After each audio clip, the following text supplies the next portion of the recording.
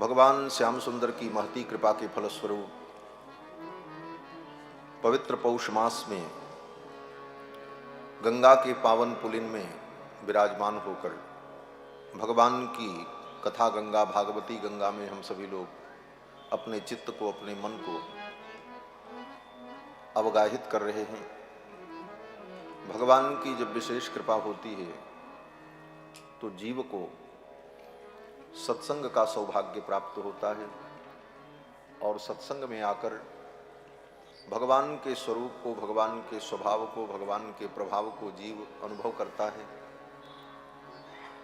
और भगवान के स्वभाव प्रभाव का अनुभव होने पर ही भगवान के चरणों में प्रीति होती है।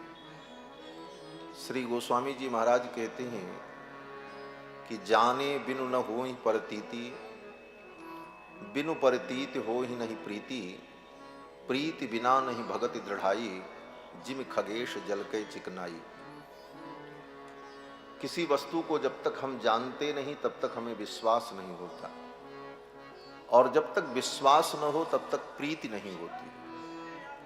जाने बिनु न हो ही परतीति, बिनु परतीति हो ही नहीं प्रीति, प्रीति बिना नहीं भगति दृढ़ाई, जिम खगेश जल के चिकनाई। तो भगवान को हम जाने और भगवान में हमारा विश्वास दृढ़ हो, इसका एकमात्र उपाय है कि बार बार हम भगवान की कथा को श्रवण करते रहें। वेदव्यास जी कहते हैं इस कथा को बार बार सुनो। पिबत भागवतम रसमालयम मुहुरहोः रसिकाः भुवि भावुकाः। हे रसिकों, इस कथा को बार बार सुनो। ये कथा रसिकों का प्राण धन है। रसिक माने जो रस के प्रेमी हो उनको कहते हैं रसिक, जो रस को समझते हैं उनको कहते हैं रसिक, जो रस की आकांक्षा करते हैं, रस में डूबते हैं, उनको कहते हैं रसिक। तो रस क्या है? बोले रस ही भगवान है। वेदों में भगवान को रस कहा। रसो वै सह हेवायम लब्ध्वानंदी भवति।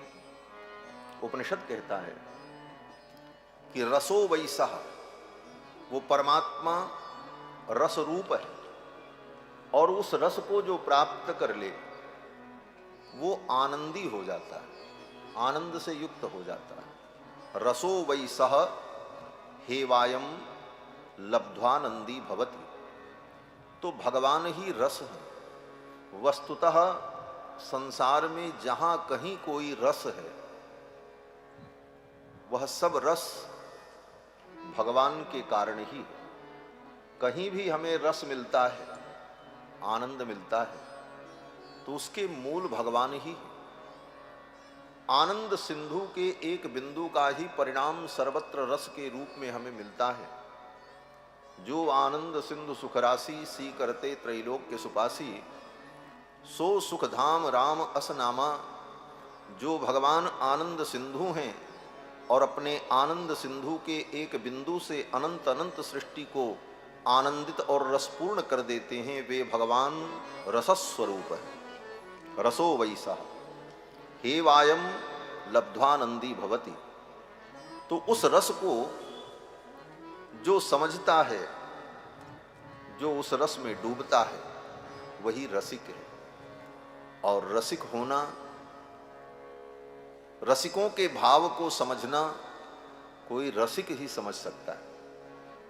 रसिकन की गति कथा कहानी, रसिक भये तो सरस। सबासनानाम सभ्यानाम रसस्यास्वादनम भवे।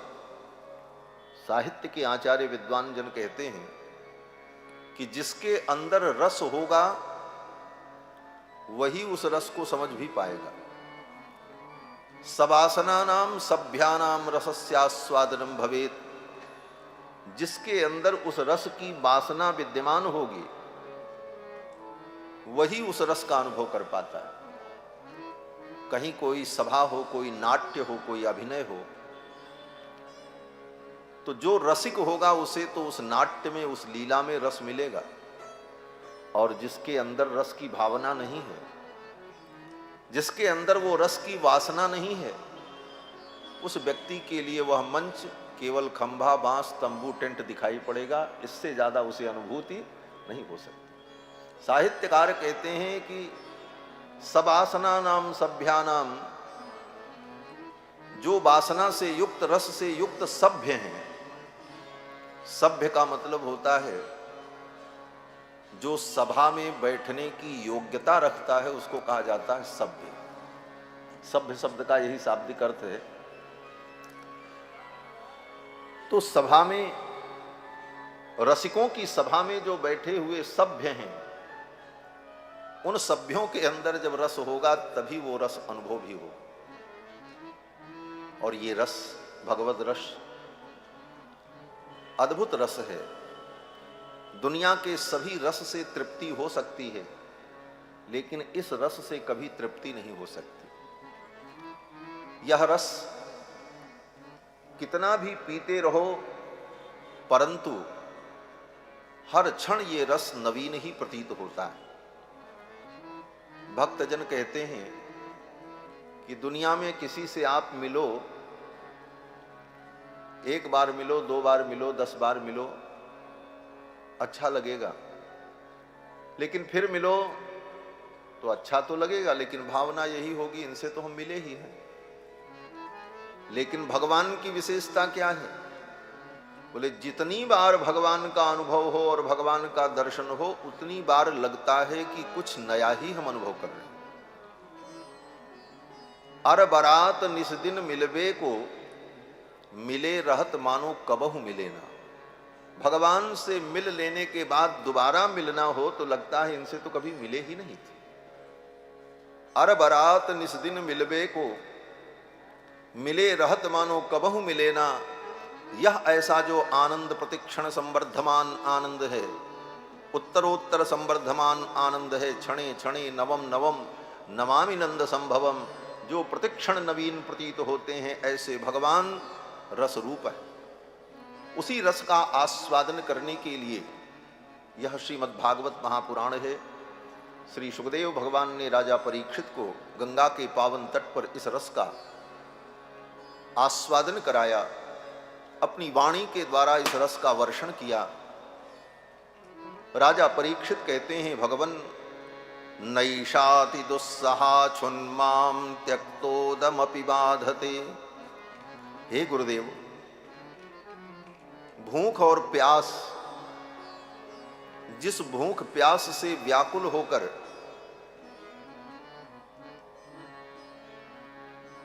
सोचने समझने की क्षमता समाप्त हो गई और मैंने एक महात्मा के गले में मृत सर्प डाल दिया, आज वही भूख, वही प्यास कहां चली गई पता नहीं। 4 दिन बीत गए थे, आज 5वां दिन। 4 दिन बीत गए थे। राजा परीक्षित कहते हैं कि आपके मुख कमल से निर्गलित होने वाली इस कथा सुधा को पी करके मैं तृप्त हो रहा हूं, न मुझे भूख लग रही है न प्यास लग रही है। पिबंतम त्वन्मुखाम्भोजच्युतम हरि कथामृतम, आपके मुखारविंद से निर्गलित होने वाली इस कथा सुधा को पी करके मैं तृप्त हो रहा हूं, न मुझे भूख लग रही है न प्यास लग रही। सच्ची बात है, हम राजा परीक्षित नहीं हो सकते, हम सुखदेव नहीं हो सकते। सुखदेव जैसा वक्ता और परीक्षित जैसा श्रोता होना तो दुर्लभ है, असंभव। परंतु अगर भाव से इस कथा को सुनाए और इस कथा को श्रवण करे तो 4 दिन की बात तो मैं नहीं करता, लेकिन 4 घंटे तक तो उसे भूख प्यास नहीं लगेगी। अगर वो दत्तचित्त होकर भगवान की कथा को श्रवण करे तो 4 घंटे उसे न भूख लगेगी न प्यास लगेगी, उसका मन और चित्त भगवान में लगा रहेगा।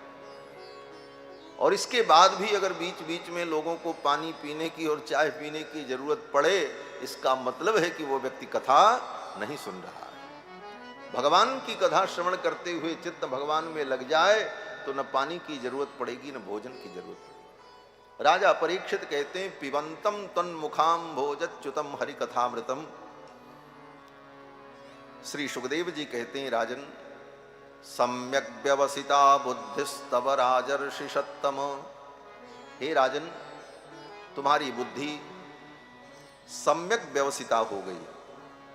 तुम्हारी बुद्धि ने तत्व को समझ लिया है। वासुदेव कथायाम ते यद जाता नैष्ठिकी रति। भगवान वासुदेव की कथा में तुम्हारी नैष्ठिक रति हो गई, इसलिए तुम्हारी बुद्धि व्यवस्थित हो गई। भगवान की कथा में, भगवत तत्व में जिसका मन रम जाए उसी की बुद्धि व्यवस्थित है, और भगवान को छोड़कर अन्यत्र बुद्धि लग रही है, इसका मतलब वो बुद्धि अव्यवस्थित है। कल की कथा में आप सभी लोगों ने श्रवण किया, भगवान मथुरा में प्रकट हुए और रातों रात गोकुल पहुंच गए। जिस समय भगवान प्रकट हुए उस समय वातावरण बड़ा भयावह था। वर्षा हो रही थी, बिजली चमक रही थी, बादल गरज रहे थे, झींगुर झन्न झन्न बोल रहे थे, मेढक टर टर बोल रहे थे, हवाएं चल रही थीं, काली अंधेरी रात थी। लेकिन जब भगवान के प्राकट्य का समय आया, रात्रि के ठीक 12 बजे, उस समय वातावरण परम सुंदर और आनंदमय हो गया। सुखदेव जी कहते हैं, राजन, अथ सर्वगुणोपेत काल परम शोभन। अथ सर्वगुणोपेत काल, सर्वगुण संपन्न अत्यंत सुंदर काल आ गया। कब? बोले जब भगवान प्रकट हुए। क्या स्थिति हो गई? सुखदेव जी कहते हैं कि दिशा प्रसेदुर्गगनम, दिशाएं प्रसन्न हो गई, गगन निर्मल हो गया। निर्मलोडुगणोदयम, आकाश में तारे दिखाई पड़ने लगे, बादल हट गए। मही मंगल भूयिष्ठा, ये धरती मंगलमयी हो गई। नद्य प्रसन्न सलीला, नदियों का जल निर्मल हो गया। यद्यपि भादों के महीने में नदी का जल मटमैला होता है, लेकिन भगवान के प्रकट होने की जब बेला आई तो नद्य प्रसन्न सलीला हृदा जल रुहश्रियाः, जितने सरोवर थे उन सरोवर में सुंदर कमल पुष्प खिल गए, और रात्रि में उन कमल पुष्पों के ऊपर भंवरे गुंजार करने लगे। द्विजालिकुल सन्नादस्तबका बनराजयः, उन कमल पुष्पों पर भंवरे गुंजार करने लगे। बबऊ वायु सुख स्पर्शः, सुंदर सुखद स्पर्श प्रदान करने वाली वायु प्रवाहित होने लगी। और मथुरा मंडल के जितने ब्राह्मण थे, उन ब्राह्मणों के घर में जो पवित्र यज्ञ की अग्नि थी, वह अग्नि रात्रि के 12 बजे अपने आप प्रज्वलित हो गई। उन ब्राह्मणों के घर में जो अग्निहोत्र की अग्नि, जिस अग्नि में सायंकाल प्रातः काल वे ब्राह्मण द्विज हवन करते थे, अग्निहोत्र करते थे। अग्निहोत्र का नियम है कि सायंकाल अग्निहोत्र करने के बाद उस अग्नि को उसी कुंड के अंदर राख से दबा दिया जाता है, वो अग्नि सुरक्षित रहे, बुझने न पाए। और प्रातः काल फिर उस अग्नि को सूखी लकड़ियां डाल करके प्रज्वलित करके तब फिर प्रातः काल का अग्निहोत्र किया जाता है, और फिर उस अग्नि को उसी राख में छिपा दिया जाता है। जीवन पर्यंत वो आग बुझने न पाए। यावत जीवम अग्निहोत्रम जुहियात, जब तक जीवन हो तब तक ऐसा अग्निहोत्र करना द्विज का परम धर्म कहा गया है वेदों में। आज तो ऐसे द्विज देखने को नहीं मिलेंगे। नाम के आगे अग्निहोत्री और दीक्षित और वाजपेयी लगा लेंगे, लेकिन अग्निहोत्र क्या होता है, दीक्षा क्या होती है, वाजपेय क्या होता है, उनको पता ही नहीं। ब्राह्मण, क्षत्रिय, वैश्य, 3 वर्ण के लोग जीवन पर्यंत अग्निहोत्र करते थे। और जब वो पति पत्नी उन दोनों में से कोई एक व्यक्ति मर जाए तो उसी अग्नि से उसका दाह संस्कार होता था, तब वो अग्निहोत्र समाप्त होता था। ऐसे गांव-गांव में द्विज होते थे और गांव-गांव में अग्निहोत्र होता था। कोई भी विद्या, कोई भी परंपरा पूर्ण रूप से नष्ट नहीं होती। आज भी भारतवर्ष में ऐसे लोग हैं, लेकिन गिने चुने। अधिकतम 35 से 40 लोग पूरे भारतवर्ष में होंगे जिनको मैं जानता भी हूं, कुछ 1-2 हों जिनको मैं न जानता हूं, लेकिन अधिकतम 35 से 40 लोग इस देश में आज भी अग्निहोत्र करने वाले हैं। एक समय था कि गांव-गांव में, घर-घर में लोगों के यहां अग्निहोत्र होता था। श्री सुखदेव जी कहते हैं कि मथुरा मंडल के जो द्विज थे, उनके घर में जो अग्निहोत्र की अग्नि थी, रात्रि के 12 बजे वो अग्नि अपने आप प्रज्वलित हो गई। अग्नयश्च द्विजातीनां शांतास्तत्र समिन्धत। जो शांत अग्नि थी वह अग्नि समिन्धित हो गई। क्यों? बोले भगवान यज्ञ नारायण आ रहे हैं, इसलिए यज्ञ पुरुष का स्वागत करने के लिए अग्नि देवता प्रज्वलित हो गए। संपूर्ण प्रकृति आनंदमयी हो गई। भगवान प्रकट हुए और इसके पश्चात गोकुल पहुंचे। गोकुल में नंद बाबा ने खूब उत्सव मनाया। नंदस्त्वात्मज उत्पन्ने जाताह्लादो महामनाः आहूय विप्रान वेदज्ञान स्नातस्सुचिरलंकृतः। नंद बाबा ने पुत्र जन्म के अवसर पर विद्वान ब्राह्मणों को बुलाकर स्वस्ति वाचन कराया। आहूय विप्रान, कैसे विप्र? बोले वेदक ज्ञान, जिनको वेद का ज्ञान था, जो वेदज्ञ थे, वेद को जानने वाले थे, ऐसे विद्वान ब्राह्मणों को बुला करके नंद बाबा ने स्वस्ति वाचन कराया। वाचयित्वा स्वस्त्ययनं जात कर्मात्मजस्य वै कारयामास विधिवत पितृदेवार्चनम तथा। विधि पूर्वक नांदी मुख श्राद्ध किया और फिर अपने बालक का जात कर्म संस्कार किया।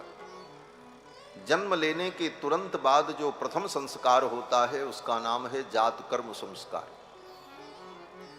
नंद बाबा ने विधि पूर्वक जात कर्म संस्कार किया। कारयामास विधिवत पितृदेवार्चनम तथा। और इस अवसर पर नंद बाबा ने खूब लुटा।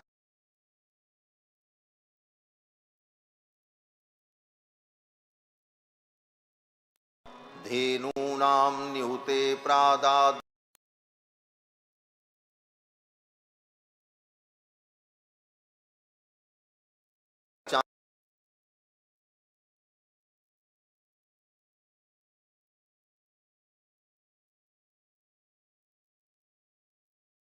दूध देने वाली सबत्सा गऊ का नंद बाबा ने दान किया।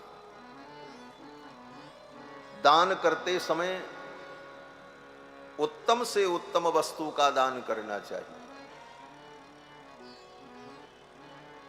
जिस वस्तु का दान लेने वाला लेकर के जाए तो कुछ दिनों तक उपयोग कर सके। नहीं तो ये भावना होती है, महाराज पूजा का सामान लेने जाते हैं तो दुकानदार को बता दें भैया पूजा की लिस्ट है, ठीक करो, तो सबसे सड़ी गली सुपारी, सबसे गई गुजरी इलायची सब पैक करके दे देगा। क्यों? बोले पूजा के लिए जाना है। तुम्हारी वस्तु जो पूजा की है, उन वस्तुओं को देख करके ही तुम्हारी भावना का अंदाजा लग जाता है कि तुम्हारी ये पूजा कितनी भावपूर्ण है। भगवान के लिए, देवता के लिए, दान के लिए, सत्कर्म के लिए जब वस्तु का संग्रह किया जाए तो उत्तम से उत्तम वस्तु का संग्रह करना चाहिए अपने सामर्थ्य के अनुसार। नंद बाबा ने खूब दिया। धेनूनाम न्यूते प्रादाद विप्रेभ्य समलंकृते तिलाद्रीन सप्तरत्नौघ सातकौंभाम्बरावृतान। तिल के सुंदर 7 पर्वत बनाए, उन पर्वतों पर हीरे, पन्ने, पोखराज, वैदूर्य, अनेक प्रकार की बहुमूल्य मणियों को रख करके नंद बाबा ने तिल के 7 पर्वत का दान किया। ब्रजवासी कहते हैं नंद बाबा ने इतना दान किया कि घर में एक बछिया भी नहीं बची। नंद बाबा ने दियो इतनो, न बची बछिया छछिया न पिछौरी। एक बछिया भी नहीं बची, छछिया भी नहीं बची, एक पिछौरी भी नहीं बची। इस उत्सव में नंद बाबा ने इतना लुटाया। और ऐसे ही जब अयोध्या में भगवान रघुनंदन प्रकट हुए तो महाराज दशरथ ने भी अपना खजाना खोल दिया और खूब लुटाया। कितना लुटाया? गोस्वामी जी महाराज कहते हैं कि सबको सब कुछ दिया, सबको सब कुछ दिया, जिसने जो मांगा वो दिया। लेकिन विशेषता ये थी कि लेने वाले बड़े उदार थे। जो लेते थे वो भी अपने पास नहीं रखते थे, वो भी उठा करके दूसरे को दे देते थे, तुम ले जाओ। सब लुटा ही रहे थे, क्योंकि उस समय भगवान श्री रघुनंदन के प्रकट होने पर अयोध्या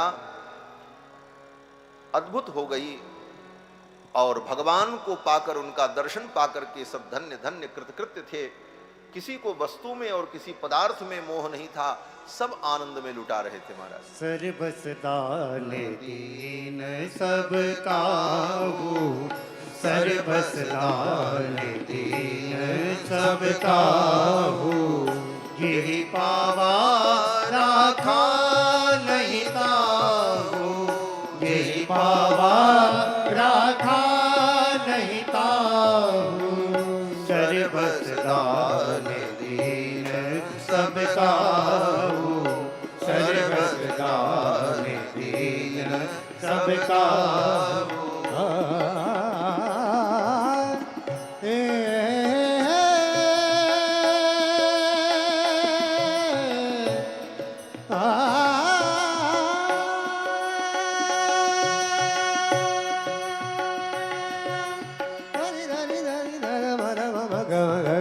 सर्वस दान दीन सब काहू, सर्वस दान दीन।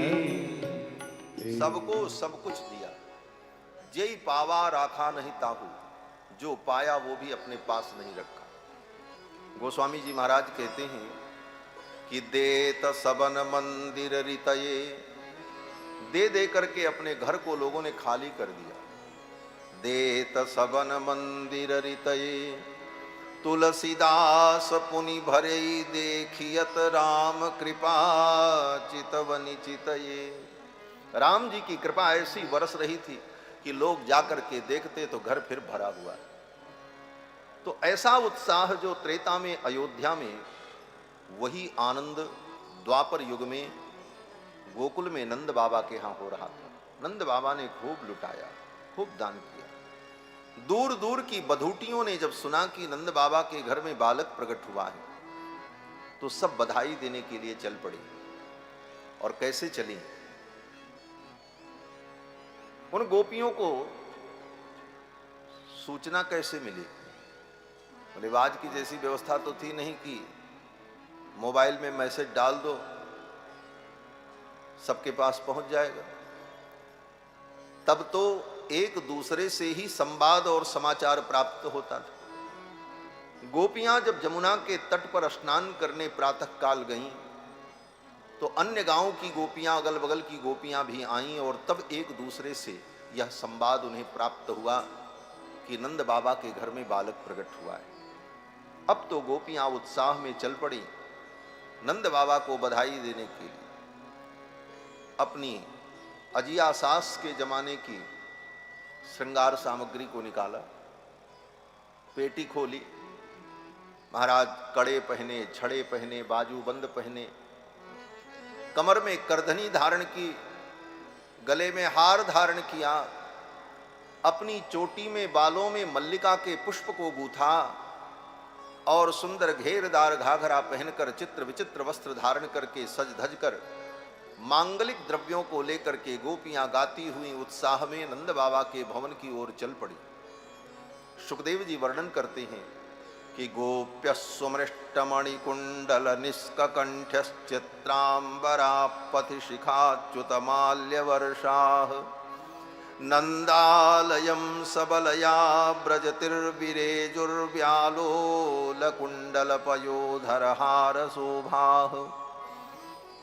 दिव्य श्रृंगार करके सज धज करके गोपियां चल पड़ी और ये श्रृंगार गोपियों ने भगवान के लिए किया। संसार को रिझाने के लिए अगर श्रृंगार कर रहे हो तो वो श्रृंगार तुम्हारा पतन करा देगा। तुम इसलिए सजते हो कि दुनिया हमें देख करके प्रभावित हो, तो वह तुम्हारा सजना तुम्हें पतन की ओर ले जाएगा। और अपने ठाकुर के लिए अगर सजते हो, भगवान के लिए श्रृंगार करते हो, ठाकुर को मैं प्रिय हूं, तो वह श्रृंगार तुम्हें उत्कर्ष की चरम सीमा पर पहुंचा देगा। गोपियों ने श्रृंगार किया अपना महाराज, और यही भाव अयोध्या में राम कथा तो हम आपको नहीं सुना पाए, लेकिन बीच बीच में राम कथा की चर्चा तो आएगी, क्योंकि हम अयोध्या वासी हैं, बिना राम जी का नाम लिए हमारा तो काम ही नहीं चले।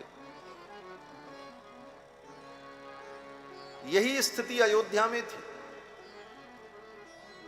जब दशरथ जी के घर में बालक प्रकट हुए। चार बालक 4 रूपों में भगवान प्रकट हुए। कृत्वात्मानं चतुर्विधम, 4 रूपों में भगवान प्रकट हुए।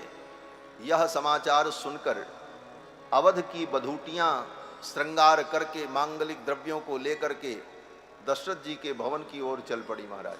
वृंद वृंद मिली चली लुगाई, सहज श्रृंगार किए उठे धाई। वृंद वृंद मिली चली लुगाई, सहज श्रृंगार किए उठे धाई। कनक कलश मंगल भरी थारा, कनक कलश मंगल भरी थारा। गावत पैठनी भूप दुआरा, गावत पैठनी भूप दुआरा। वृंद वृंद मिल चली लुगाई, सहज श्रृंगार किए उठे धाई। सहज श्रृंगार किए उठे धाई, सहज श्रृंगार किए उठे धाई। ऐसे ही वृंदावन में गोपियां श्रृंगार करके मांगलिक द्रव्यों को लेकर नंद बाबा के भवन की ओर चल पड़ी और गाती हुई जा रही हैं। क्या गा रही हैं कि मैं जमुना पे सुनी आई। क्या सुनी आई? बोले जसोदा जायो ललना। जसोदा जायो ललना, मैं जमुना पे सुन आई। यशोदा जायो ललना, मैं जमुना पे सुन आई। मैं जमुना पे सुन आई, मैं बेदन में सुन आई। मैं जमुना पे सुन आई, मैं बेदन में सुन आई। मैं जमुना पे सुन आई, सखीरी बेदन में सुन आई। मैं जमुना पे सुन आई, सखीरी बेदन में सुन आई। यशोदा जायो ललना, मैं जमुना पे सुन आई। यशोदा जायो ललना, मैं जमुना पे सुन आई। मथुरा में अन जन्म लियो है, मथुरा में अन जन्म लियो है। मथुरा में अन जन्म लियो है, मथुरा में अन जन्म लियो है। मथुरा में अन जन्म लियो है, मथुरा में अन जन्म लियो है। गोकुल में गोकुल में गोकुल में झूले पहला, मैं जमुना पे सुन आई। गोकुल में झूले पहला, मैं जमुना पे सुनी आई। यशोदा जायो ललेना मैं जमुना पे सुने आई। यशोदा जायो ललना मैं जमुना पे सुनी आई।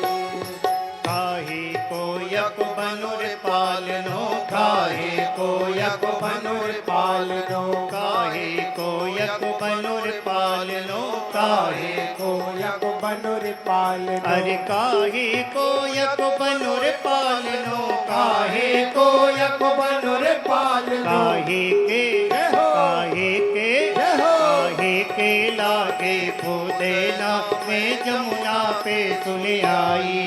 काहे के लागे फूलेना मैं जमुना पे सुनी आई। यशोदा जायो ललेना मैं जमुना पे सुने आई। यशोदा जायो ललेना मैं जमुना पे सुनी आई। बधाई हो।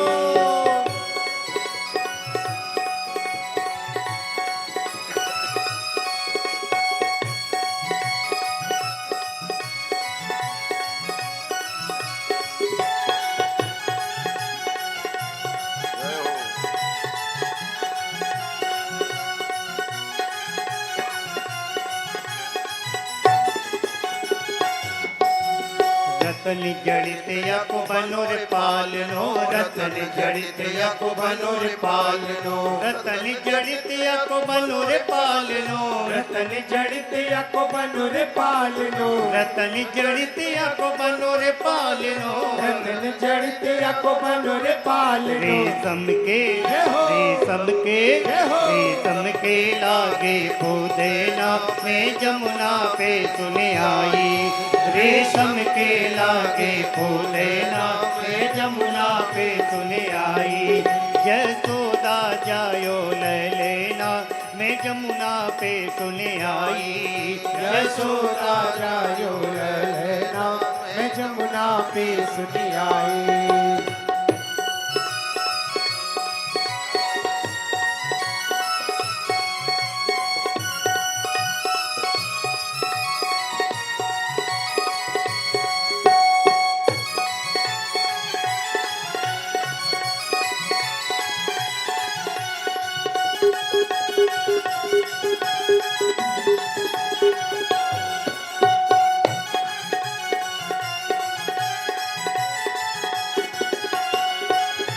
चंद्र सखी भज बाल कृष्ण छवि, चंद्र सखी भज बाल कृष्ण छवि, चंद्र सखी भज बाल कृष्ण छवि, चंद्र सखी भज बाल कृष्ण अरे छवि। चंद्र सखी भज बाल कृष्ण छवि। चंद्र सखी भज बाल कृष्ण चिर छवि। जीवे जय हो। चिर जीवे जय हो। चिर जीवे नंद को ललेना मैं जमुना पे सुने आई। चिर जीवे नंद को ललेना मैं जमुना पे सुनी आई। यशोदा जायो ललेना मैं जमुना पे सुने आई। यशोदा जायो ललेना मैं जमुना पे सुने आई। मैं जमुना पे सुने आई, मैं बेदल में सुने आई। मैं जमुना पे सुनी आई। मैं बेदन में सुनी आई। मैं जमुना पे सुने आई सखीरी बेदल में सुने आई।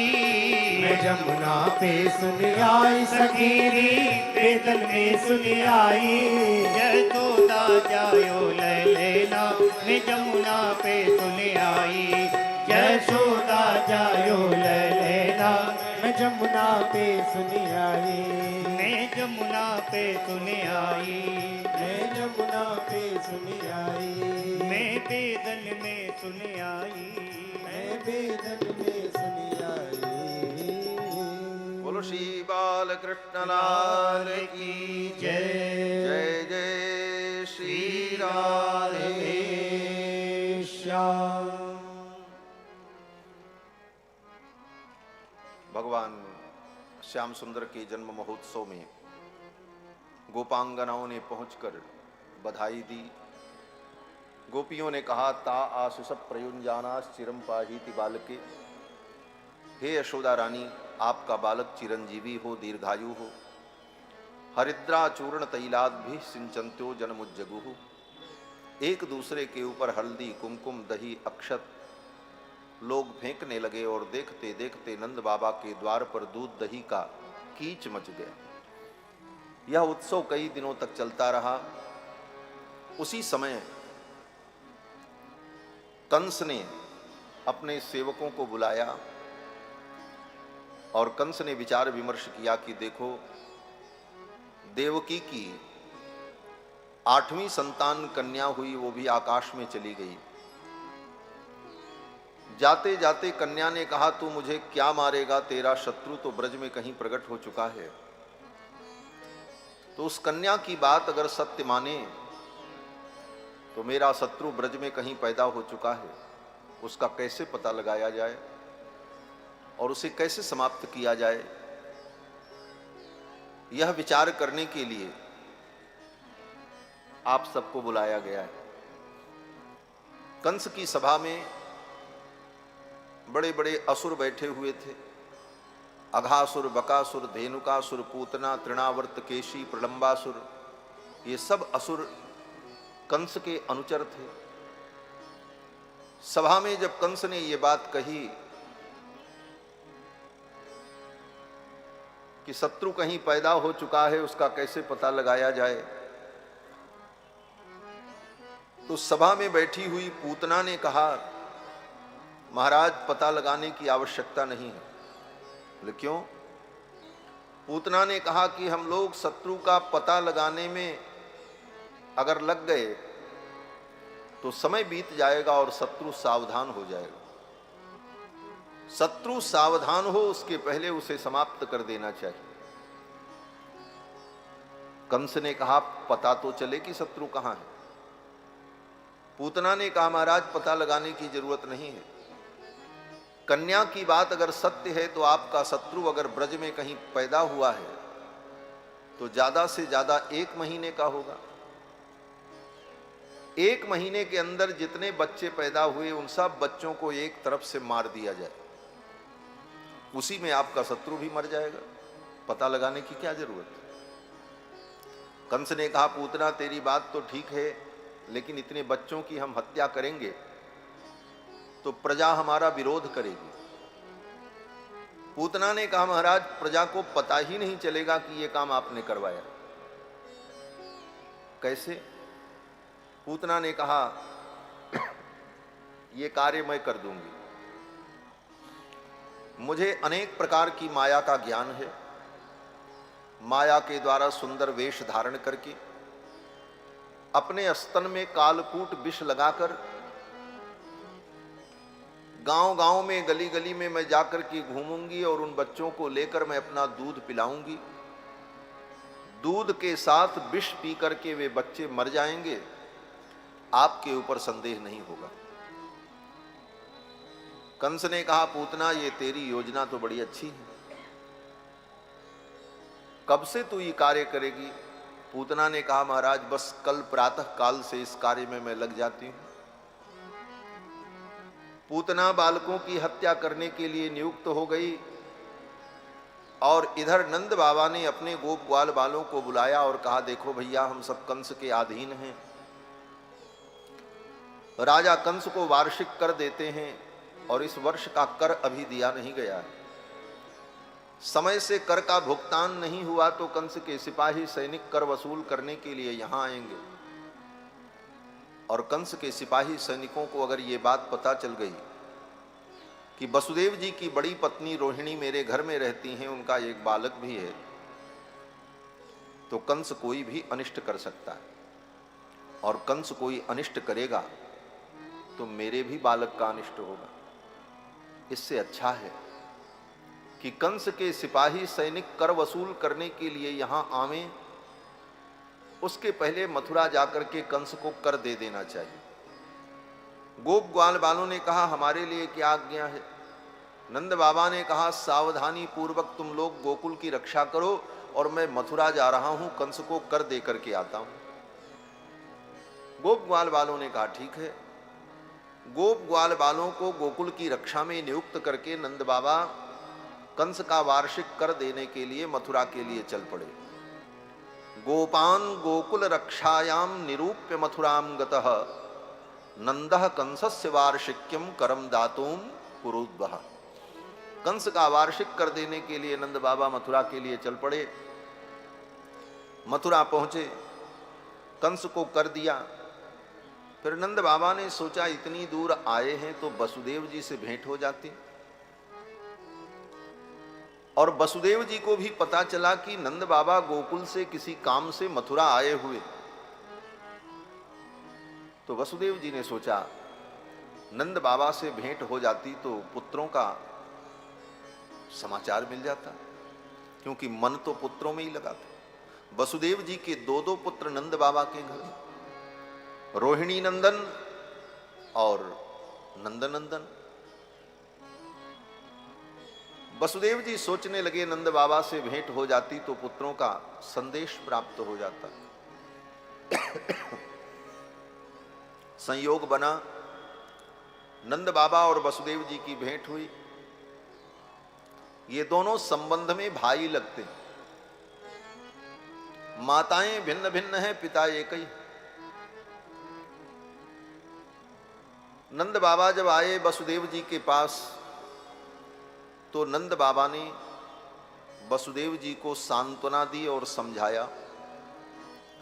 जैसे किसी के घर में कोई दुर्घटना हो जाए, कोई दुखद घटना हो, तो शुभ चिंतक व्यक्ति जो होता है वो समझाता है, भैया धैर्य धारण करो। विधि का विधान जो होता है वो तो होके ही रहता है। ईश्वर की यही इच्छा थी, अपने हाथ में क्या है, ऊपर वाला जो करता है वही होता है। इन्हीं शब्दों को कह करके व्यक्ति एक दूसरे को संतोष दिलाता है। नंद बाबा ने भी यही कहा। नंद बाबा ने कहा कि अहो ते देवकी पुत्रा कंसेन बहवो हताः। हे वसुदेव जी, देवकी के बहुत से पुत्र को कंस ने मार डाला, मैंने सुना, दुख हुआ। ये भी सुना कि एक कन्या थी, वो भी आकाश में चली गई।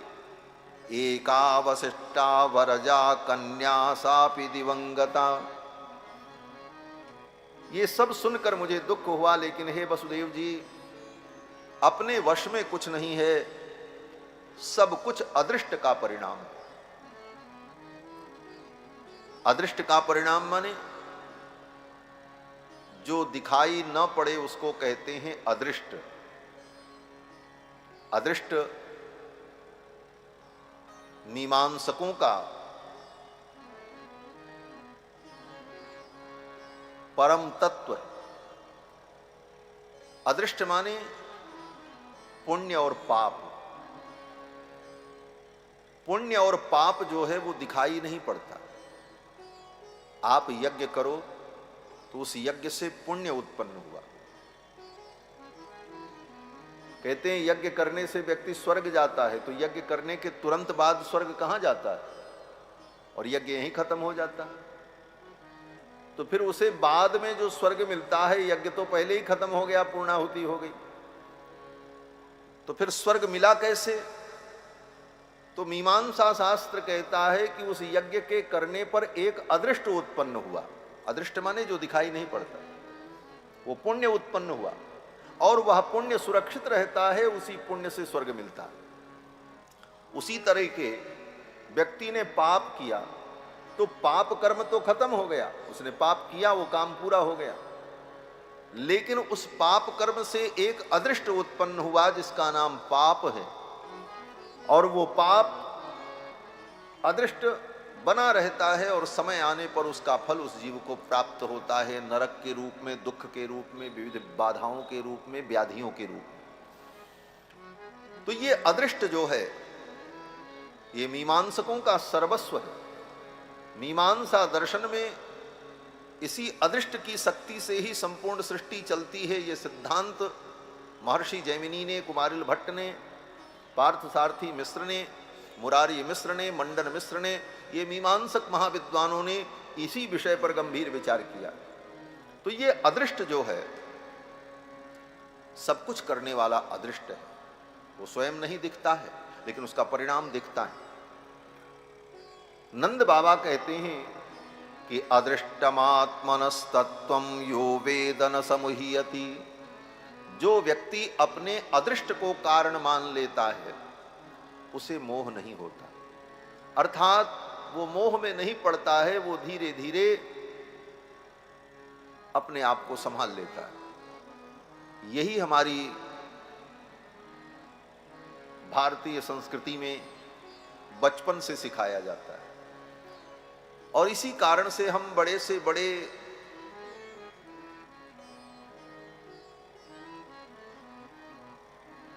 बड़े उपद्रव में भी, बड़ी से बड़ी समस्याओं में भी पढ़ने के बाद फिर हम सामान्य हो जाते हैं और फिर चल पड़ते हैं, क्योंकि परंपरा से हमें यही सिखाया जाता है कि भाग्य में जो होता है वही होता है, हमारे ही कर्मों का कोई परिणाम होगा।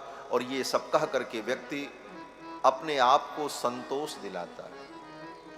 ये कर्म की गति बड़ी विचित्र है महाराज। काहू न को सुख दुख कर दाता, काहू न को सुख दुख कर दाता।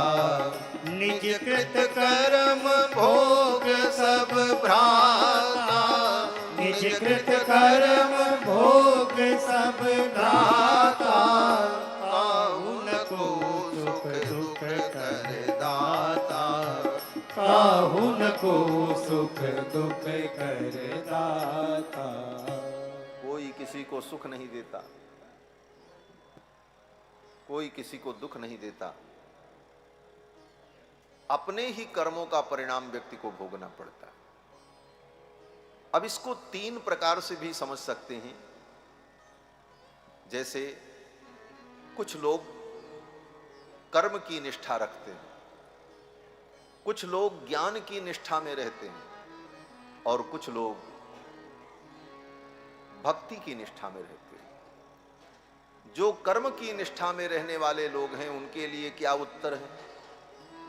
बोले जो कर्म की निष्ठा में रहता है वो अपने मन को इस प्रकार से समझा लेता है कि काहू न को सुख दुख कर दाता, निज कृत कर्म भोग सब भ्राता। न कोई दुख देता है न कोई सुख देता है, अपने ही कर्मों का परिणाम है। तो कर्म की निष्ठा जिसकी है वो इस प्रकार से अपने मन को समझा लेता है। और जो ज्ञानी है, बोले ज्ञानी की दृष्टि में ये संसार असत्य है। कहते हैं ना ब्रह्म सत्यम जगन मिथ्या। यद्यपि ये सिद्धांत हमारा नहीं है, हम वैष्णवों का सिद्धांत है कि ये जगत सत्य है, झूठा नहीं है।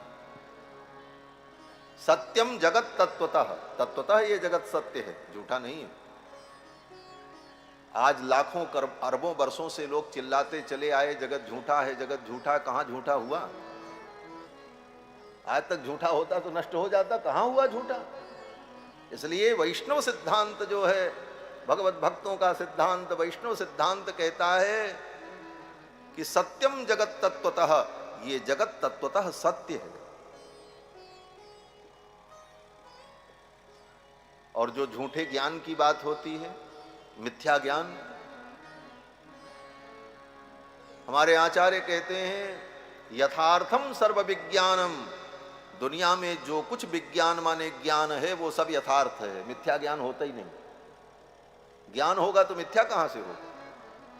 यथार्थम सर्व विज्ञानम इति वेद विदाम मतम। वेद विदाम मतम, वेद को जानने वाले, तत्व को जानने वालों का मत है कि ज्ञान सदा यथार्थ ही होता है। अंतर केवल इतना होता है कि वह ज्ञान व्यवहार में परिणत न हो पाए, बात अलग है, लेकिन वो ज्ञान तो यथार्थ ही होता है। जैसे किसी ने कहा सीप में चांदी का जो भ्रम हुआ, सीप होती है ना तालाब में, समुद्र में, तो सीप जो है चांदी जैसी चमकती है। कुछ लोगों को देखकर, उस सीप को देखकर चांदी का भ्रम हो जाता, ये चांदी है। बोले इस ज्ञान को तो भ्रम मानोगे? तो हमारे आचार्य कहते नहीं नहीं, वो भी ज्ञान भ्रम नहीं है। उस सीप में जो चांदी का ज्ञान हो रहा है वो सही हो रहा है, चांदी तो है उसमें। अगर चांदी न होती तो चांदी का ज्ञान क्यों होता? अंतर इतना है कि इतनी मात्रा में चांदी नहीं है कि उस चांदी से हम आभूषण बनवा सकें और कोई कार्य कर सकें, परंतु चांदी का अंश उसमें विद्यमान है, तभी चांदी का उसमें भ्रम हो रहा है। यथार्थम सर्वविज्ञानम इति वेद वितामतम। इसी तरह मृग मरीचिका जो होती है, कभी कभी आप सड़क पर जब चलो, जून के महीने में, गर्मी के महीने में, डामर की सड़क हो तो 2 किलोमीटर आगे दिखाई पड़ता है कि सड़क पर पानी बह रहा है, लेकिन वहां जाने पर पानी नहीं होता। चिलचिलाती धूप में सड़क पर पानी जैसा कुछ दिखता है। मरुस्थल में मृगों को इसी प्रकार पानी का भ्रम होता है और मृग भागते हैं, वहां जाने पर उन्हें पानी नहीं मिलता। इसको लेकर के दार्शनिकों ने कहा कि ये तो मिथ्या ज्ञान है, इसको मिथ्या ज्ञान मानो। तो हमारे आचार्य कहते हैं वो भी मिथ्या ज्ञान नहीं है। पांचों तत्व में पांचों तत्व मिले हुए हैं, इसलिए सूर्य के प्रकाश में भी जल तत्व है। इस जल तत्व के कारण वहां पर मृग मरीचिका में जल का भ्रम उत्पन्न होता है। वस्तुतः जल की मात्रा अधिक नहीं है, इसलिए वो पीने के योग्य नहीं है, पिया नहीं जा सकता, परंतु जल तत्व उसमें विद्यमान है, इसीलिए उसमें जल का भ्रम उत्पन्न होता है। बड़ा भारी शास्त्रार्थ है महाराज, शास्त्रों में सब पूर्वाचार्यों ने विचार किया है। यथार्थम सर्वविज्ञानम इति वेद विदाम मतम।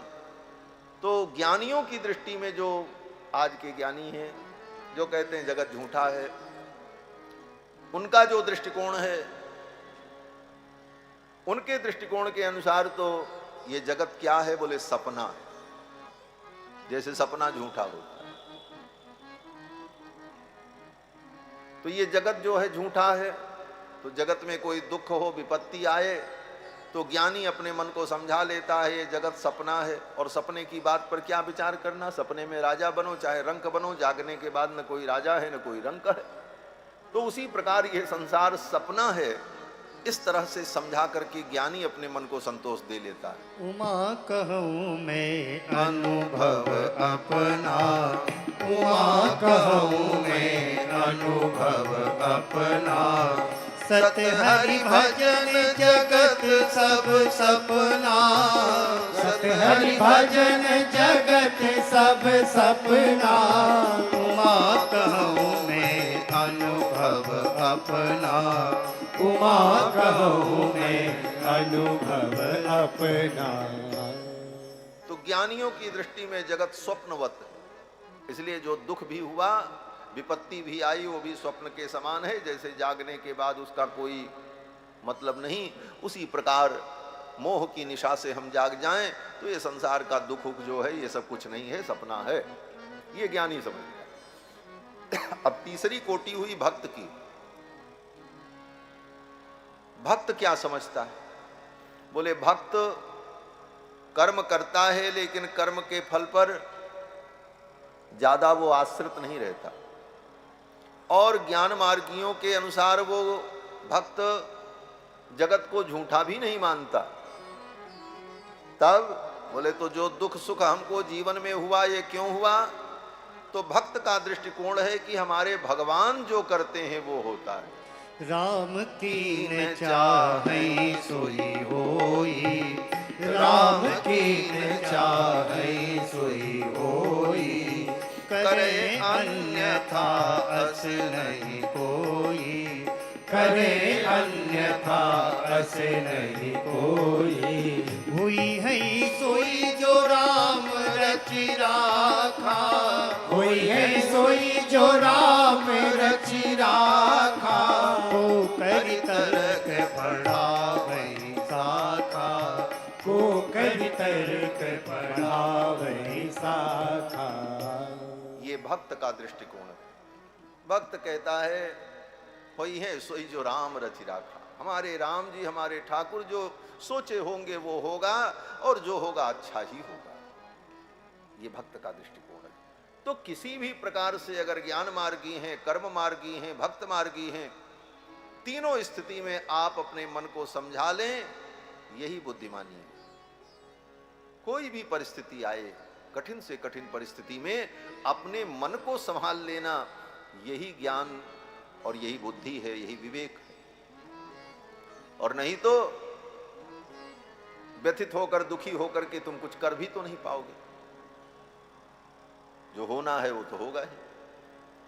तो नंद बाबा भी यही कहते हैं कि अदृष्टमात्मनस्तत्वं यो वेद न समुह्यति। जो अदृष्ट को कारण मान लेता है उसे मोह नहीं होता। नंद बाबा तो अपना विचार रख रहे थे, लेकिन वसुदेव जी को यह सब बात अच्छी नहीं लग रही थी। क्यों? बोले वसुदेव जी के मन में हो रहा था कि मेरे दो दो बालक इनके घर में, और ये अपना घर छोड़ करके यहाँ मथुरा घूम रहे हैं और हमको प्रवचन सुना रहे हैं, ज्ञान बता रहे हैं। कहीं मेरे बालकों का अनिष्ट न हो जाए, कहीं कोई उपद्रव न हो जाए वहां गोकुल में, और अगर कोई उपद्रव हुआ तो कौन संभालेगा? ये तो यहां मथुरा में घूम रहे हैं। अति स्नेही पाप शंकी। जहां पर अत्यधिक स्नेह होता है, प्रेम होता है, वहां पर अनिष्ट की आशंका बनी रहती। ये नियम। आपका कोई प्रिय व्यक्ति कहीं किसी कार्य से जाए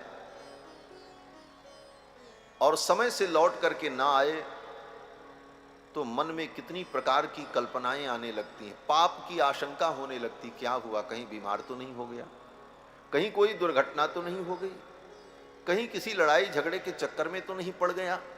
अनेक प्रकार के उपद्रव की कल्पना मन में उत्पन्न होने लगती है और व्यक्ति व्यथित होने लगता है। ये अत्यधिक स्नेह के कारण होता है, प्रेम के कारण होता है। अति स्नेही पाप शंकी। वसुदेव जी का भी अपने दोनों पुत्रों के प्रति अति स्नेह है। इस कारण से वसुदेव जी के मन में हो रहा था कि कहीं कोई उपद्रव न हो जाए गोकुल में, और अगर कुछ हुआ तो नंद बाबा तो यहाँ घूम रहे हैं, कौन संभालेगा, कौन वहाँ जिम्मेदार होगा। इसलिए अंत में वसुदेव जी ने नंद बाबा से कह ही दिया कि आपने राजा कंस का कर दे दिया, हमारी आपकी मुलाकात हो गई, अब आपका रुकना ठीक नहीं, आप जल्दी से गोकुल जाओ। करो वै वार्षिको दत्तो राज्ञे दृष्टा वयंच वह नेह स्थेयम बहुतिथम संत्युत्पाताश्च गोकुले। गोकुल में कोई उत्पात होने वाला है, आप जल्दी जाओ। वसुदेव जी ने नंद बाबा को विदा कर दिया। नंद बाबा गोकुल के लिए चल पड़े, लेकिन रास्ते में नंद बाबा सोच रहे हैं, वसुदेव ने कहा है कोई उत्पात होगा। वसुदेव की वाणी कभी झूठी नहीं होती, वो सत्यवादी हैं, और उन्होंने कहा है क्या उत्पात होगा। ये सोच करके नंद बाबा भी घबराने लगे और भगवान हरि का स्मरण करते हुए गोकुल के लिए चल पड़े। जब तक नंद बाबा गोकुल पहुंचते तब तक पूतना पहुंच गई, पहले ही पहुंच गई पूतना महाराज।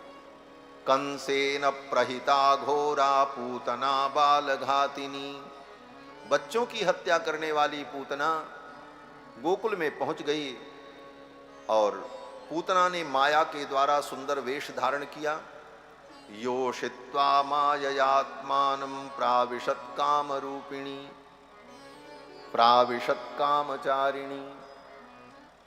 माया के द्वारा सुंदर वेश बनाया और अपने स्तन में कालकूट विष लगाकर गोकुल की गलियों में घूमने लगी। उसकी सुंदरता को देखकर, उसके रूप को देखकर ब्रजवासी गोप ग्वाल बाल सोचने लगे कि ये कौन है, ये तो अपने गांव की लगती नहीं, पड़ोस के गांव की भी नहीं है, आखिर कौन हो सकती है। तो सब एक दूसरे से कहने लगे कहीं ऐसा तो नहीं कि साक्षात महालक्ष्मी अपने प्रियतम नारायण का दर्शन करने के लिए आ गई हूं। गोप्य श्रियम द्रष्टुमिवागतां पतिम। श्रियः भगवती महालक्ष्मी द्रष्टुमिवागतां पतिम, अपने पति प्रियतम को देखने के लिए, नारायण का दर्शन करने के लिए कहीं लक्ष्मी ही तो नहीं आ गई इस रूप में। इस प्रकार की वार्ता गोप ग्वाल बाल कर रहे थे। पूतना सजी संवरी गलियों में घूम रही थी और सोचने लगी पूतना कि मैं कहां से अपने काम की शुरुआत करूं। और भगवान ने भी मन में सोचा ये तो बच्चों की हत्या करने आई है, किसी के घर में जाएगी, बच्चे को दूध पिलाएगी, बच्चा दूध पी के मर जाएगा, और ये ब्रज के जितने बालक हैं ये सब बड़े होकर के मेरे सखा बनेंगे, इन्हीं के साथ हमको लीला करनी। तो इन बालकों की रक्षा करनी चाहिए। भगवान ने मन में सोचा, पूतना पहले मेरे पास आ जाती तो मैं इसका काम तमाम कर देता। और इधर पूतना ने मन में सोचा, कहां से मैं अपने काम की शुरुआत करूं। देखा नंद बाबा के द्वार पर बड़ी भीड़ थी, लोगों का आना जाना लगा था। कोई प्रविशत कोई निकसत गृहते, कोई प्रवेश कर रहा है, कोई निकल रहा है, आने जाने वालों का तांता लगा हुआ है। पूतना ने सोचा, चलो यहीं से मैं अपने काम की शुरुआत करूं, यहां भीड़ में मुझे कोई पहचानेगा भी नहीं। और पूतना नंद भवन की ओर चल पड़ी। नंद भवन की ओर पूतना जब चली, पूतना ने विचार किया, यहीं से मैं अपने काम की शुरुआत करूं।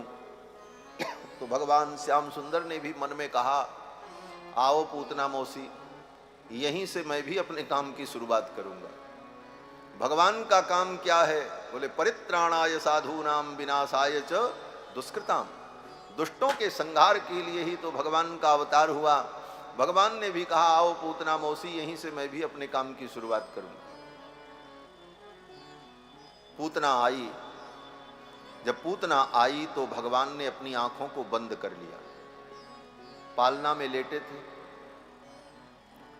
पूतना जब आई तो भगवान ने अपनी आंखों को बंद कर लिया, पूतना को देखा ही नहीं। सुखदेव जी कहते हैं कि विबुध्यताम बालकमारिकाग्रहम चराचरात्मा सनिमीलिते क्षण। विबुध्यताम बालकमारिकाग्रहम, बालकों की हत्या करने वाली ग्रह रूपिणी पूतना को देख जानकर भगवान श्याम सुंदर ने चराचरात्मा सनिमीलिते क्षण। भगवान कौन है? बोले, चराचरात्मा है। चराचरात्मा माने, चर माने जो चलने फिरने वाले जीव हैं, वो चर हैं। और जो चलते फिरते नहीं, एक जगह रहते हैं, जैसे पेड़ पहाड़ पत्थर, ये कौन है? बोले, अचर है। तो चर अचर,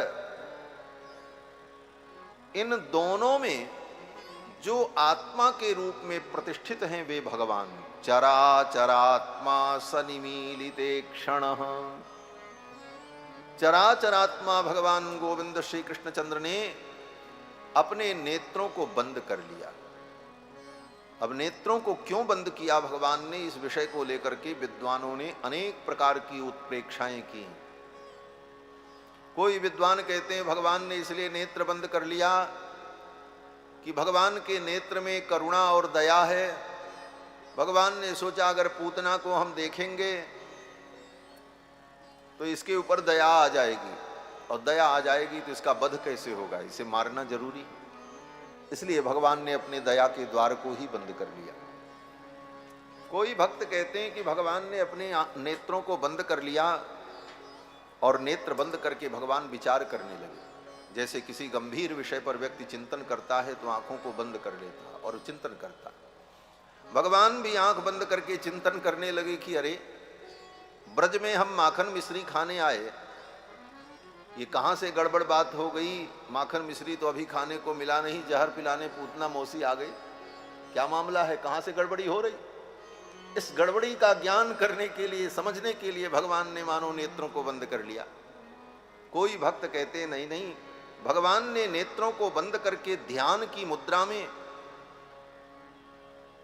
भगवान शंकर से वार्ता की। क्या वार्ता की? बोले, भगवान श्याम सुंदर आंख बंद करके ध्यान के द्वारा शंकर जी से तार मिलाते हैं अपना। और भगवान श्याम सुंदर मानो भगवान शंकर से कहते हैं, भोलेनाथ, विष पीना आपका काम है और दूध पीना हमारा काम। आज ये पूतना मौसी दूध और विष दोनों का भंडारा करने आई है। ऐसा करो, आप भी आ जाओ, विष विष आप पी लेना और दूध दूध हम पी लेंगे, दोनों का भंडारा हो जाएगा। आप भी आ जाओ। चराचरात्मा सनिमीलिते क्षण। चराचरात्मा गोविंद ने अपने नेत्रों को निमीलित कर लिया। कहते हैं भगवान ने नेत्रों को इसलिए भी बंद कर लिया कि भगवान विचार करने लगे, इसको मैं कौन सी गति प्रदान करूं पूतना। इस विचार के लिए भगवान ने अपने नेत्रों को बंद किया। क्यों? बोले, ये विष पिलाने आई, जो विष पिलाए वो शत्रु होता है, और जो दूध पिलाए वो मां होती है। ये दूध भी पिलाएगी और विष भी पिलाएगी, तो इसे शत्रु की गति प्रदान करूं कि इसको माता की गति प्रदान करूं, ये निर्णय करने के लिए, इस विषय पर विचार करने के लिए भगवान ने अपने नेत्रों को बंद कर लिया। एक भाव यह भी है, हनुमान जी ने कपट किया भगवान से हो। हाँ, हाँ। सुग्रीव ने कहा जाओ देखो कौन आ रहे हैं ये दोनों, देख करके समझ लेना। अगर बाली ने भेजा होगा तो वहीं से इशारा कर देना, आंख चमका देना, मैं यहां से भाग जाऊंगा। पठये बाली होई मन मैला, भागहु तुरत तजऊं यह शैला। हनुमान जी आए और बंदर का रूप, बानर रूप छिपा करके ब्राह्मण का रूप धारण करके आए। विप्र रूप धरि कपितः गयहु, विप्र रूप धरि कपितः गयहु, मात नाई पूछत अस भयहु, मात नाई पूछत अस भयहु, मात नाई पूछत अस भयहु, मात नाई पूछत अस भयहु। विप्र रूप धरि कपितः गयहु, विप्र रूप धरि कपितः गयहु, विप्र रूप धरि कपितः गयहु। ब्राह्मण रूप धारण करके हनुमान जी आए, कपट किया भगवान से। इसीलिए भगवान ने हनुमान जी से बात भी नहीं की। पूरा प्रसंग पढ़ लेना। हनुमान जी आए, सब कुछ कहा हनुमान जी ने। राम जी सुन रहे थे, लेकिन लक्ष्मण से कह रहे थे लक्ष्मण पूछो ये कौन है, किस लिए आए, इनका नाम क्या है, क्या काम है। स्वयं बात नहीं किया। जब हनुमान जी ने अपने उस कपट रूप को त्याग दिया और अपने बानर रूप में आ गए, तब भगवान प्रसन्न हो। भगवान को कपट अच्छा नहीं। पूतना ने कपट किया, इसलिए भगवान ने पूतना की ओर देखा ही नहीं। पूतना आई और चट्ट से भगवान को गोद में उठा लिया और तुरंत अपने विषसिक्त पयोधर को लाल जी के मुख में दे दिया। तस्मिन् स्तनम दुर्जर वीर्यमुल्बणम घोरांकमादाय शिशोर्ददावथ। अपने विषसिक्त पयोधर को जब लाल जी के मुख में दिया तो भगवान ने भी क्या किया, बोले अपने नन्हे नन्हे हाथों से पूतना के पयोधर को कस करके पकड़ लिया। गाढ़म कराभ्याम भगवान प्रपीड्य तत् प्राणै समम रोष समन्वितो पिबत। गाढ़म कराभ्याम भगवान प्रपीड्य तत्। अपने नन्हे नन्हे हाथों से भगवान ने पूतना के पयोधर को कस करके पकड़ लिया और दूध के साथ साथ उसके प्राण को भी भगवान पीने लगे। जब प्राण को भी पीने लगे तो वो कसमसाने लगी महाराज। क्यों, बोले जन्मत मरत दुसह दुख होई। जन्म लेते समय और मरते समय भयंकर दुख होता है। अब भगवान जब उसके प्राण को खींचने लगे तो कसमसाने लगी। पूतना ने सोचा चलो थोड़ी देर सहन कर लें, लेकिन सहन नहीं हुआ महाराज। भगवान ने भी सोचा आज तो हमको घुट्टी पीना है। बोले घुट्टी क्या होती? बोले बच्चे का जब जन्म होता है तो उसे जन्म घुट्टी पिलाई जाती है। पुरानी परंपरा थी, बच्चों को जन्म घुट्टी पिलाया जाता था। जन्म घुट्टी में अनेक प्रकार की कड़वी औषधियों को मिलाकर घोंट करके घुट्टी तैयार करके बच्चे को पिलाया जाता, जिससे वो निरोग रहे।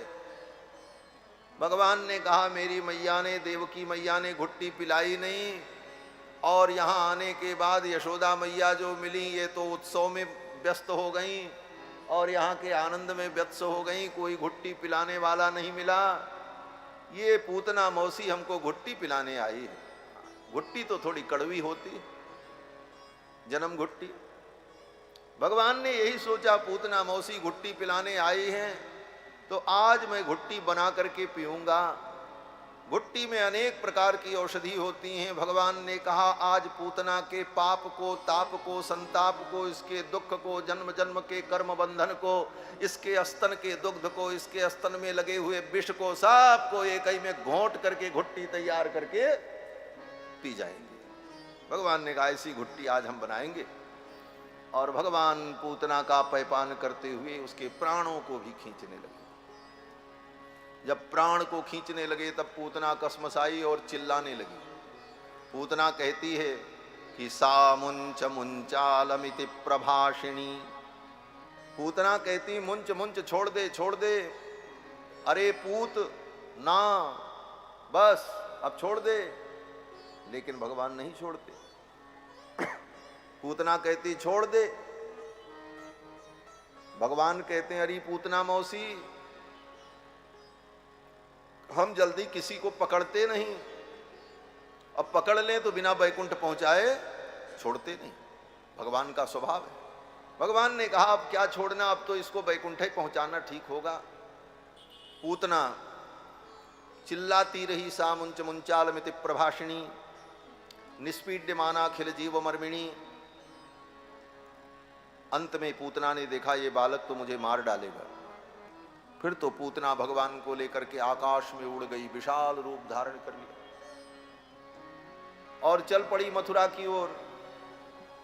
भगवान ने कहा वाह वाह, मामा जी ने बहुत बढ़िया हेलीकॉप्टर भेजा है, थोड़ा ब्रजमंडल का निरीक्षण कर लें, हवाई सर्वेक्षण कर लें, कहाँ कौन कौन सी लीला करनी है। और पूतना रूपी हेलीकॉप्टर की स्टीयरिंग तो भगवान के ही हाथ में थी, जिधर घुमा दें उधर वो घूम जाए।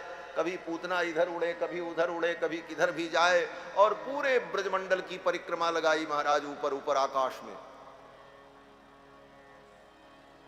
भगवान ने कहा मामा जी ने तो बहुत बढ़िया हेलीकॉप्टर भेजा। फिर तो पूतना भगवान को लेकर जब मथुरा की ओर जाने की कोशिश करने लगी तो भगवान ने पूतना के संपूर्ण प्राण को खींच लिया। पूतना निष्प्राण होकर के ऊपर से नीचे गिरी, और जहां गिरी इसीलिए भगवान उसको घुमा रहे थे, क्योंकि पूतना ज्यों ही भगवान को लेकर के आकाश में उड़ी उसी समय भगवान उसके संपूर्ण प्राण को खींच लेते, तो पूतना वहीं धम्म से गिर जाती। और वहां धम्म से गिरती तो भगवान का तो कुछ न बिगड़ता, लेकिन कितने घर ध्वस्त हो जाते, कितने लोग दब करके मर जाते। इसलिए भगवान ने कहा इसको ले चलें जमुना के किनारे और खुले मैदान में जंगल में इसको पटकते हैं।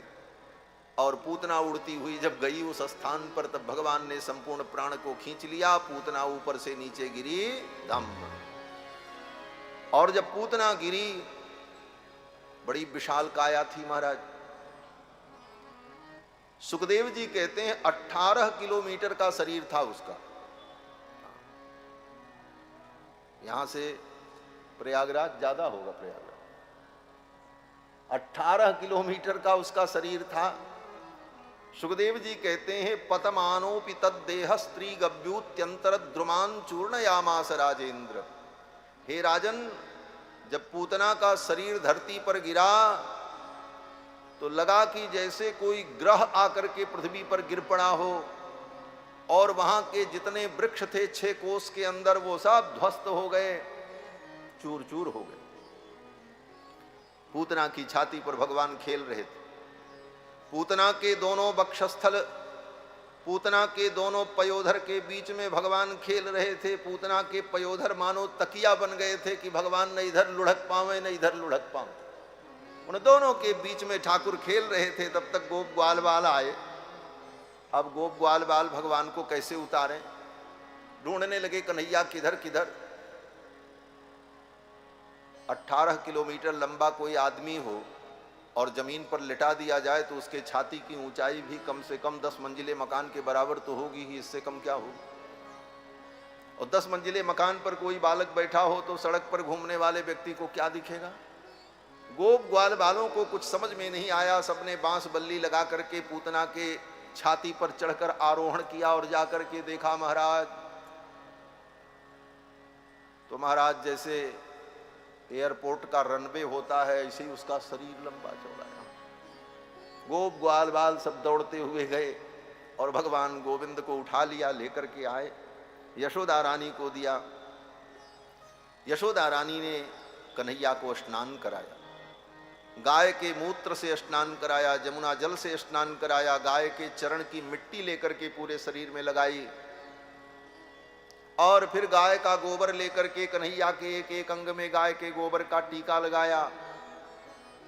रक्षाम चक्रुश्च सकृता द्वादशांगेषु नाम भी, और फिर कन्हैया को दूध पिलाया। दूध पी करके भगवान श्याम सुंदर सो गए। नंद बाबा लौट करके जब उधर से आए तो देखते हैं रास्ते में पूतना मरी पड़ी।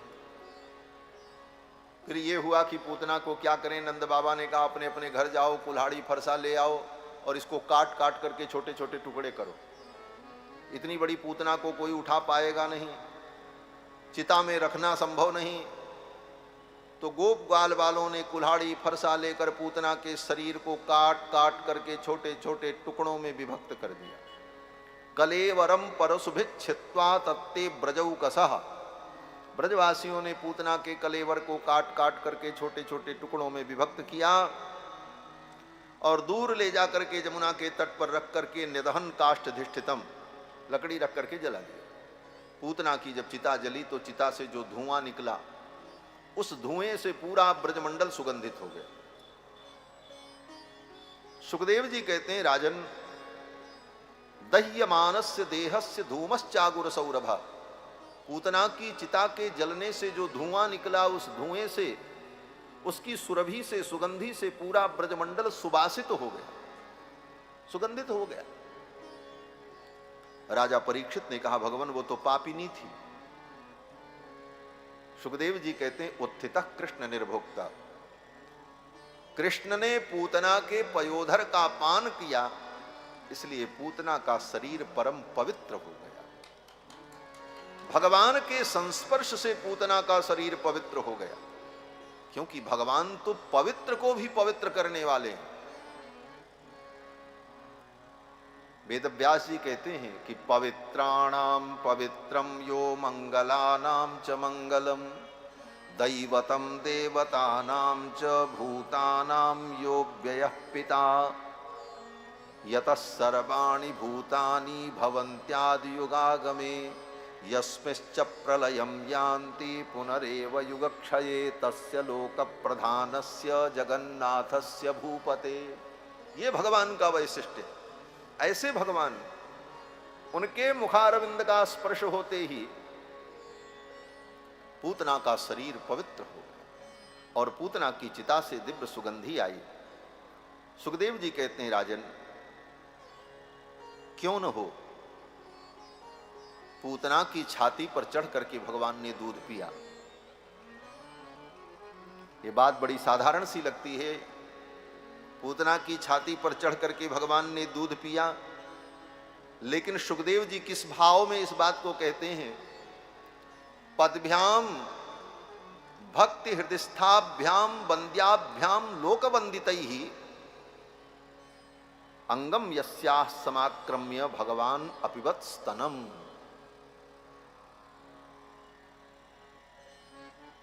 भक्तों के लिए महाराज हृदय को उद्वेलित कर देने वाला ये श्लोक है, भाव है। सुखदेव जी कहते हैं राजन, सुखदेव जी की आंखें डबडबा गईं ये बात कहते हुए। पदभ्याम, अपने उन चरणों से, किन चरणों से? बोले भक्ति हृदयस्थाभ्याम, जो भक्तों के हृदय में जो चरण रहते हैं।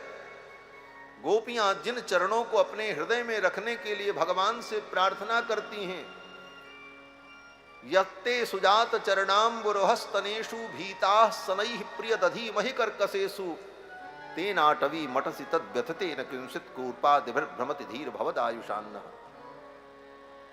ऐसे भगवान के चरण जिनको भक्त अपने हृदय में रखते हैं। पदभ्याम भक्त हृदयस्थाभ्याम, और कैसे चरण? बोले वंद्याभ्याम लोकवंदितैहि, इन लोकों में जो देवता बैठे हैं, तत्त लोकों में ब्रह्मा इंद्र वरुण कुबेर, सारी दुनिया इनकी वंदना करती है। और ये देवता जिन चरणों की वंदना करते हैं, उन चरणों से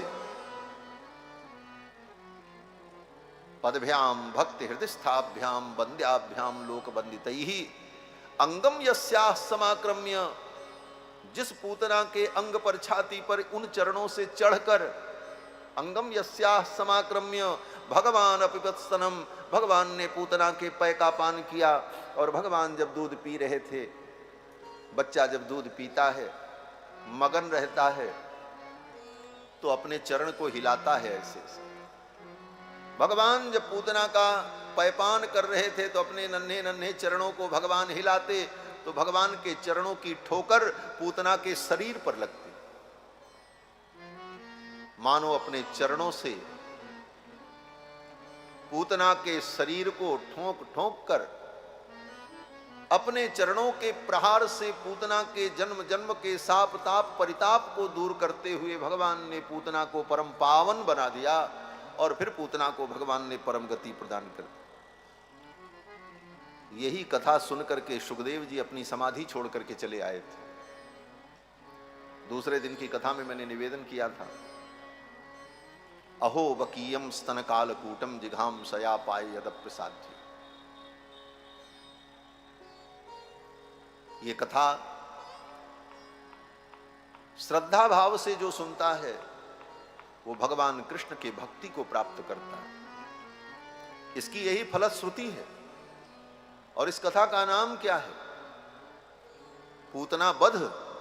कहते नहीं, कंस बध तो है, चाणूर बध है।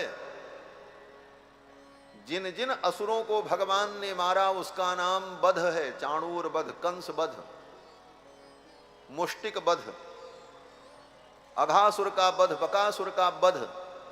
लेकिन पूतना का जब प्रसंग आया है तो सुखदेव जी कहते हैं, या एतत् पूतना मोक्षम कृष्णस्यार्भकमद्भुतम शृणुयात् श्रद्धया मर्त्यो गोविंदे लभते रतिम। इस पूतना मोक्ष की कथा को जो सुनता है वो गोविंद के चरणों की भक्ति को प्राप्त करता है। इसके बाद कथा आती है, भगवान 3 महीने के हो गए।